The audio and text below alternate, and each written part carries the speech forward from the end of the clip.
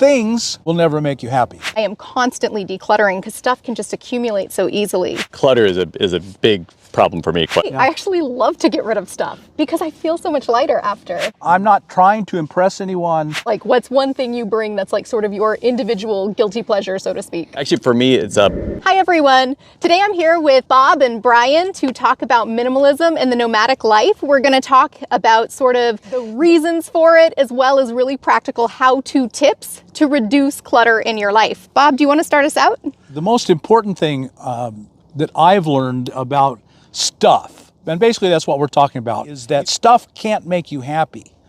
And so where we go wrong, I think a lot of us really commonly go wrong, is we think if I get more stuff, I'll be happier. And then before long, we find out that that just is not true.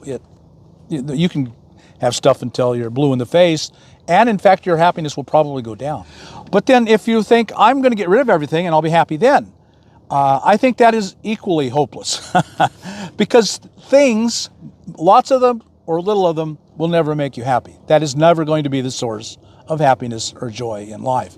My thinking is, let's find out on the inside of us what's going to make us really happy, and then we have a really good chance of finding it. And it's also about having sometimes the right stuff as well. For me, we always think about shopping therapy, and people are like, oh, I'm sad, so I'm going to go buy stuff to make me happy.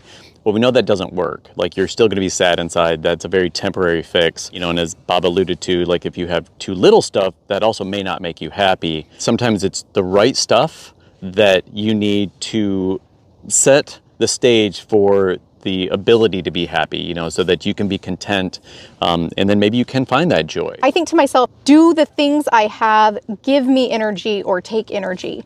And then I think to myself, like, what is my ultimate goal, my mission? Where do I want to place most of my life's energy?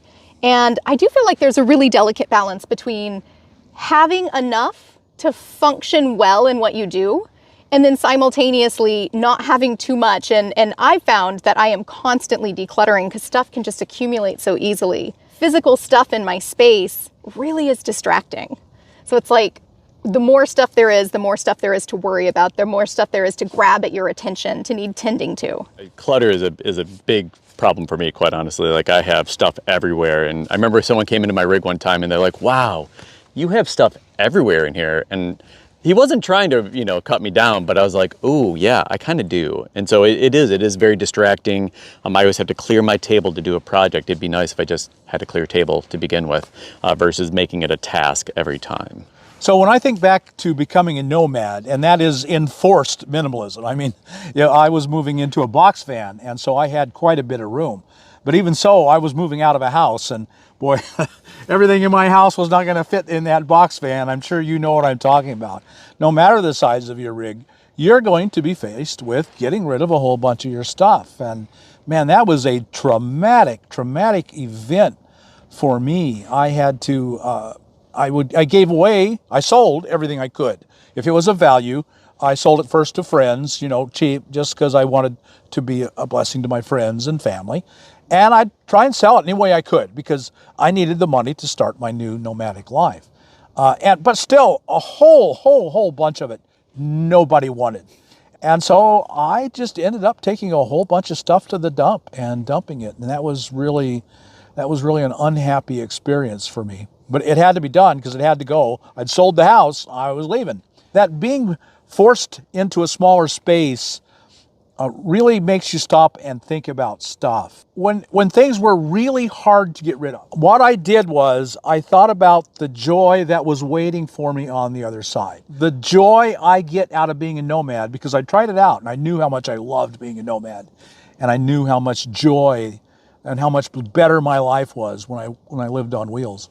I just held on to that vision. All the freedom I found, financial freedom, the freedom of movement, the psychological advantages I'd found in being a nomad, they were worth any cost. And so I would just look at this thing and say, yeah, I really love this thing. I want to take it, but I'm not willing to sacrifice this thing of immense joy. By comparison, it's nothing. I'll just leave it. That is how I got through the really hard things to let go of. I gotta say, I thought I was a minimalist when I moved out of my 2-bedroom, 2-bath house into my car, and I could not believe how much stuff I had to get rid of. It was a 6-month process. I just relate to so much of what Bob's saying. I thought a lot of people would want my things, so I thought it was going to be this like generous, like, hey, come take my stuff. Most people didn't want it, and I ended up donating most of it. And then once I got into my car, I mean, it's 3 years and I am still paring down. Just a few days ago, I drove up to where I have a small storage space to get more stuff out of my car 3 years into this. So, and I do find that when I have that sweet spot of enough of what I need, but also not too much, it just makes everything about life so much easier. I'll add to that. So my personal experience when I moved out of a 1-bedroom, renting a room in a 3-bedroom house. And so I also, got rid of my stuff. I had yard sales, ended up donating most of the stuff. Well, it's kind of a joyous experience for me to get rid of this. It was kind of cathartic. And, I had what I needed in the motorhome. But as we talked about at some point, over the years, you start adding stuff back into it. So while I may have started as somewhat minimalistic, I've now kind of ballooned up again. And so I'm currently in the process of trying to pare it down once again, because it is a constant process of like, oh, I have too much, I can get rid of stuff. And it can be fun. I don't know if you guys experience this, but I actually love to get rid of stuff because I feel so much lighter after. So that process that you're talking about can be really enjoyable. So if you followed my channel along, then you have seen my progression into bigger and bigger things. I've gone from a little pickup, and then I went to a van with pulling a cargo trailer, and then ultimately into the ambulance, and I'm going down into a car, a Subaru Forester. And so I think this is a lot of that, because I think this is human nature. When you expand your space, it doesn't become empty. You fill it. It doesn't for me. Right. I fill it. And I had packed that ambulance full, and it was full of storage. And that's why I bought it, because I had all this room, and I filled it full. That was a lot of why I went down from that ambulance down back into the Forester, because I wanted to get back to my roots of the freedom. There's always, I've said this so many times, there's a balance between freedom and comfort. And the things are what give you the comfort. They are so comforting to us. I mean, to have the big house with all the good stuff, and it feels good and it looks good and it's comfort, but you lose all of your freedom. And so I had found that the great big ambulance was limiting my freedom. Do you guys have any good suggestions for people who are about to hit the road, or they're really trying to pare down? Let's say you're in a house or you're in an apartment and you're trying to pare down to get into that car, minivan, van, motorhome, whatever it is. Do you guys have any good advice for the people out there? Absolutely. One of the first things that comes to mind is start with almost the two extreme categories. What I know I absolutely want and what I know I absolutely can get rid of right now. One of the things that was difficult for me was sentimental things. And I found in this digital age, taking a picture of something sentimental, because I have these cute little jewelry boxes from childhood, or a toy from childhood. So the things that I was kind of attached to in those ways, to have the photograph, I probably actually see that more than when it's stuffed away in a box, in a closet. So I find the digital kind of era has helped with the sentimental things. And the other thing I think about is giving someone else joy. If I have something and I'm not using it, it's tucked away in a closet, it's kind of wasted. Whereas if I donate it or give it to someone, they're going to value that and they want it, they desire that. It's going to help them out. So why am I storing this thing that I'm not using? Give it wings, let it be free. One of the things you don't want to do is watch good, well-intended people like me who test something and say, I really like this. This is going into my home. That doesn't mean you should, in the beginning in particular, you should go out and get it. The absolute essentials of your van life. You have to cook. You have to eat. You have to go to the bathroom. You have to have a comfortable place to sleep. Hopefully you have a comfortable place to sit. I mean, you want to just meet all your basic human needs and then start going to comfort items. A sleeping bag isn't a comfort item. You got to sleep warm. But 2 or 3 fluffy blankets, and then one your favorite blanket from when you were a child, that may not make the cut because you can only bring so much. But start with the basic essential needs and then add on as you go. Don't go out and buy everything all at once. That reminds me almost of a rule that I have to have in my car, living full time in the car, one in, one out. Like there's really not another option unless I want to be so internally stressed from all the chaos around me. And so, but I think that's helpful in a home too. And it may be a little bit more difficult in a home, but one in, one out. Love that. Yeah. If you buy a new shirt, get rid of an old shirt. You know, it's like have that set amount of stuff. I think that's a really, really good advice. And going back to like the gadgetry stuff, it's, yeah, like start with those basics, those things you really have to have, but then, you know, layer on those cool things. It's fun to have the cool gadgets. You're like, oh, you see all these cool things. But after, the big recommendation I think from all of us is go live in your vehicle for a little while and see what you really need, and then layer it on as you're like, yo, you know what would really make this life easier if I had this? And then you can add that on, but don't start with all the gadgets because it just doesn't make sense that way. I am out here to live my best possible life. Now, I have found the limitations of that. My best possible life doesn't include a 100-inch TV. It doesn't. And I would like to have a 100-inch TV, but I can't.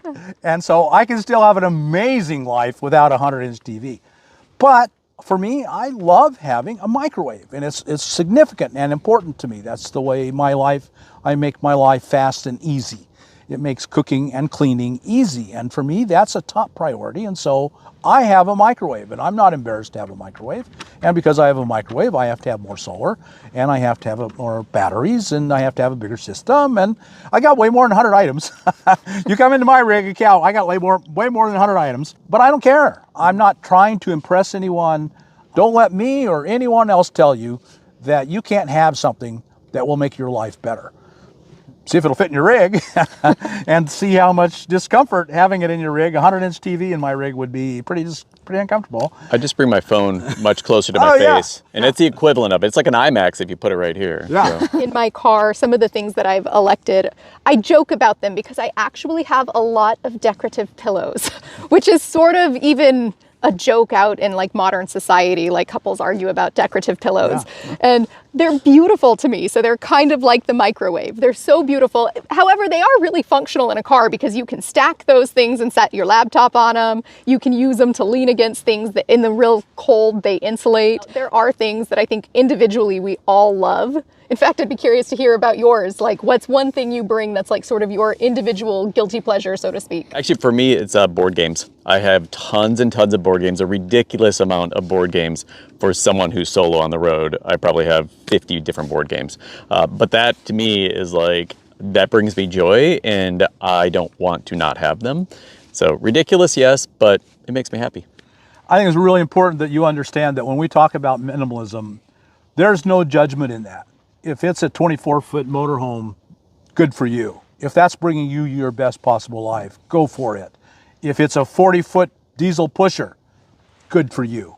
There's no judgment. You live your best life, whatever that looks like, and who cares what anyone else thinks. I'm a very practical person, pragmatic. People can get a storage unit. You can leave some of your stuff with family and friends, but I do warn against both of those slightly. A storage unit, over time, you are going to spend so much money on this storage unit per month that you'll come back 3 years later and you're going to look at that stuff and ask yourself, why did I just spend thousands of dollars to store this? It's not worth it. So although your initial reaction may be, I can just store this and I'll decide later, just hesitate on that and just think about it, or at least create a timeline saying that you have to decide what you're going to do with this in 1 year. I paid for storage in Texas for 3 years, went back, and I just donated 95% of the stuff. And I spent thousands of dollars on storing that. It was really important to me that when I became a nomad, it wouldn't be in a way that other people were going to have to pick up the burden of any part of my life, including my things. And so my parents have this extra space, and if they didn't, I wouldn't have a storage. That being said, having that storage, starting out in something as small as a car, was really, really helpful to be able to trade things in. So I can imagine that if I didn't have my folks' house to sort of trade things out, approximately 6 months of adjustment and learning what I needed in the car probably would have been a good time period for me. The things that I do have in that storage, yes, it's nice to have them, but it is not worth thousands of dollars. So my parting thoughts on what we've talked about today is do whatever makes you happy. For me, I'm working currently on cluttering or decluttering. And so like that is my goal right now. And I think that, again, finding that balance between what you need and what you don't need and getting rid of some of that stuff is important to me. And so I think that's something that you may want to just consider. I guess my final word would be you do you. Take the wisdom that you hear on YouTube from folks like us. Hopefully we got some wisdom for you and for many, many others. But ultimately, you live your best life. Don't let anyone tell you what your best life is. Only you can decide that. Awesome. And my parting words are, I think, what gives you the maximum joy? Just to echo what you guys have both shared. The thing that's going to give you the maximum joy, find ways to remove any barrier to that. And we'd love to hear from you. What are some of your motivations to live a minimalist lifestyle? Or what are some of the really practical things you did to help you get there? If you guys got anything out of this video, be sure to hit that thumbs up button, comment below, and if you haven't already, be sure to subscribe. Bye-bye, everyone. Bob Wells also hosts 2 YouTube channels on well-being in the inner life. Find them at the Examine Life Daily and Quote of the Day with Bob and Autumn. Thanks for watching, folks.